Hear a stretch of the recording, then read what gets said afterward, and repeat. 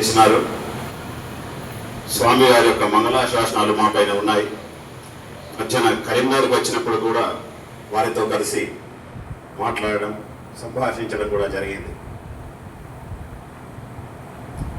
ధర్మపురి క్షేత్రం గురించి 2 మాటలు చెబుతూ, ధర్మపురి క్షేత్రవాసులైన నృసింహస్వామి వారి యొక్క వైభవం ఎంత గొప్పదో కూడా 2 మాటల్లో తెలియజేస్తారు. అష్టోత్తర శత సంహితాకార శ్రీ పాంచరాత్ర భగవచ్ఛాస్త్రమని పేరు. ఈ 105 సంహితల్లో మన ప్రాంతంలో చాలా వరకు కూడా సంహితలు లభ్యము కాలేదు. అహిర్బుద్ధ్య సంహిత ఇదంతా కూడా సుదర్శనము గూర్చి, సుదర్శన నారసింహ మంత్రానుష్ఠానము గూర్చి, సుదర్శన హవనాలు ఏ విధంగా చేయాలనేటువంటి విషయాలను గూర్చి తెలియజేసేటువంటి సంహిత అహిర్బుద్ధ్య సంహిత. దీని అనుబంధంగా మంత్రశాస్త్ర నిధి అనే ఒక పుస్తకం ఉంది. అందులో సుదర్శన నారసింహం గూర్చి చాలా చెబుతుంటారు. సుదర్శన నృసింహేతి యోవదే సకలం నరః. ఏ మానవుడైతే ఒకసారి సుదర్శన నారసింహ అని స్మరిస్తే చాలట సమస్త పాపాలన్నీ కూడా తొలగిపోతాయని.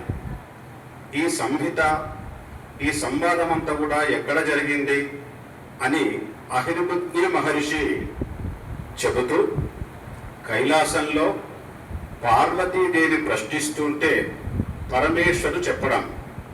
ఈ సంభాషణ అంతా కూడా మంత్రశాస్త్ర నిధి అనే పుస్తకంలో ఉంది. ఈ మంత్రశాస్త్ర నిధిలో అంతా కూడా నృసింహ మంత్రాలు, సుదర్శన నారసింహ మంత్రాలు, అష్టముఖ నారసింహ గండవేరుండ మంత్రాలు అని ఎన్నో రకాలు ఉన్నాయి. పార్వతీదేవి అన్ని మంత్రాల గురించి ప్రశ్నిస్తూ, పరమేశ్వర, ఈ అష్టముఖ నారసింహ గండవేరుండం అంటే ఏమిటి? శ్రీ మహావిష్ణువు ఈ అవతారాన్ని ఎందుకు ధరించవలసి వచ్చింది అని ప్రశ్నించగా పరమేశ్వరుడు చెబుతాడు. శ్రీ మహావిష్ణువు సత్యం విధాతం నిజ భృత్య భాషితం వ్యాప్తించ భూతేష్వఖిలేషు చాత్మనః అతుష్యతాత్యద్భుత రూపముద్వహన్ స్తంభే సభాయాం నముగం నమానుషం. నరుడు గాని సింహము గాని ఒక వైచిత్ర్యాకృతిని ధరించి స్తంభం నుండి జన్మించి తాను వచ్చిన పని పూర్తి చేస్తున్న సమయంలో, అంటే హిరణ్యకశిపుని సంహరిస్తున్న సమయంలో, తాను ఏ అవతారాన్ని ధరించినా ఎవరిని కూడా శత్రువుగా చూసినటువంటి అసురులను ఏ అస్త్రముతోనో, గదతోనో, ఖడ్గంతోనో, లేకుంటే గొడ్డలితోనో కొట్టి చంపినాడు కానీ చేతితో గుడ్డి ఎవరిని చంపలేదు. మరి ఎలా? వీడు ఏ అస్త్రంతో చావద్దు, ఏ శస్త్రంతో చావద్దు అనుకున్నాడు కదా, వీరి వరాలకు భిన్నంగా మనం సంహరించాలి కదా అని స్వామివారు సంకల్పం మనస్సులో వచ్చిన ఆ క్షణంలో సుదర్శన స్వామివారు శ్రీ నృసింహస్వామి వారి యొక్క నఖములపై ఆవాహనమై అదృశ్య రూపంలో ఉండి హిరణ్యకశిపుని యొక్క వక్షస్థలాన్ని చీల్చినాడుట. అప్పుడే సుదర్శన నారసింహ మంత్రం అనే ఒక మహామంత్రం ఉద్భవించింది. లక్ష్మీ సమేత రుచిరాంగ కృపాంతరంగ దుష్టగ్రహార్తి వినివారక భక్తపాల మాం వీక్ష్య రక్ష పరితోరిపు దుఃఖ పుంజాత్ త్వాం నౌమి సౌఖ్యత సుదర్శన నారసింహ అని నమస్కరిస్తాడు పరమేశ్వరుడు. ఆ తదుపరి హిరణ్యకశిపుడు తాను ప్రాణాలు వదులుతున్న సమయంలో హిరణ్యకశిపుడు అనుక్షణం పంచాక్షరి మంత్రాన్ని స్మరించినాడు కనుక ప్రాణం వదిలే సమయంలో ఓం నమఃశివాయ అని ప్రాణాన్ని వదులుతాడు. కైలాసంలో కూర్చున్న పరమేశ్వరుడు యొక్క చెవులకు ఆ ధ్వని సోకుతుంది. తన భక్తుడెవడో ప్రాణాన్ని వదులుతూ తనను స్మరించినాడని కైలాసం నుంచి కళ్ళు తెరిచి చూడగానే కింద భూమండలంలో, సభామండపంలో ఉగ్రస్వరూపంతో లక్ష్మీ నృసింహుడు కనిపిస్తాడు. అప్పుడు వెళ్దామంటే మహావిష్ణువు ఉగ్రస్వరూపంలో ఉన్నారు, వెళ్ళకుంటే భక్త రక్షణ, పిలిచినాక పోకుండా తప్పదు అని ఒక శరభ వేష మృగాన్ని ధరించి ఆ సభా మండపంలోకి ప్రవేశిస్తాడు పరమేశ్వరుడు. ఎందుకు? సింహం శరభ మృగానికి భయపడుతుంది కనుక తానొక శరభ వేషాన్ని ధరించి శరభ మృగ వేషధారి అయి పరమేశ్వరుడు ఆ సభా మండపంలోకి వెళ్తాడు. ఎప్పుడైతే పరమేశ్వరుడు ఆ విధంగా శరభ వేష మృగాల్లో వచ్చినాడో అక్కడ ఉన్న నృసింహుడు ఒక అష్టముఖాలతో గండబేరుండ రూపాన్ని ధరించి కూర్చుంటాడు. ఈ గండబేరుండ పక్షి యొక్క ముక్కు చాలా కొచ్చగా ఒక సూర్యు కంటే ఎక్కువ పదలుగా ఉంటుంది.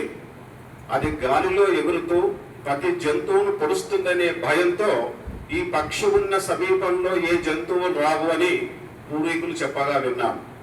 అలా అష్టముఖ గండబేరుండ పక్షి రూపాన్ని ధరించి తాను కూర్చొని ఇక రావయ్య యుద్ధానికి అన్నట్టుగా ఆహ్వానిస్తాడు లక్ష్మీ నృసింహుడు.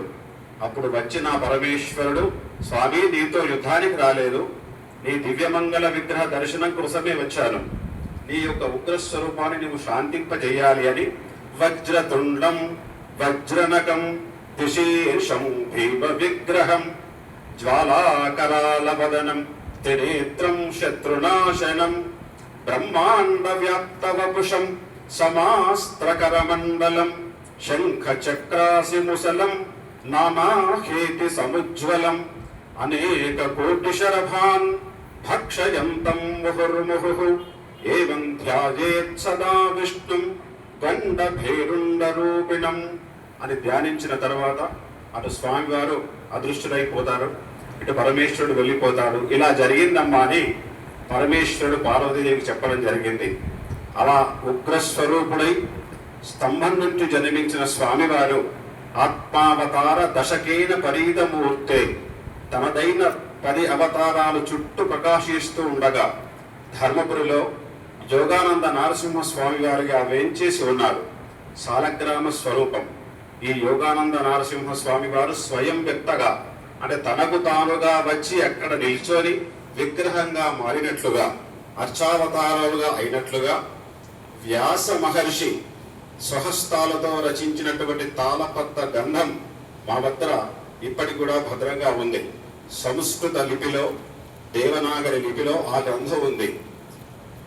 స్వామివారు స్తంభంలోంచి జన్మించిన ఆ సమయంలో బ్రహ్మాది దేవతలు ప్రేరేపించగా ధర్మవర్మ అనే ఒక మహారాజు స్వామివారి గురించి ఎంతో ధ్యానం చేసినారట.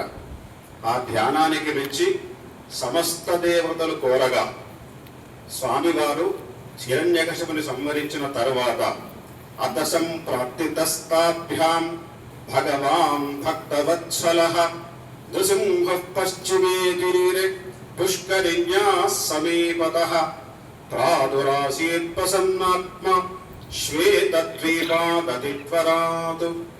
ఆ గ్రంథంలో ఏమి రాశాడయ్యా అంటే ధర్మపురి క్షేత్ర మహత్యంలో మన భారతదేశం అంతా కూడా జంబోద్వీపే భరతవర్షే భరతఖండే అని రాసి ఉంది.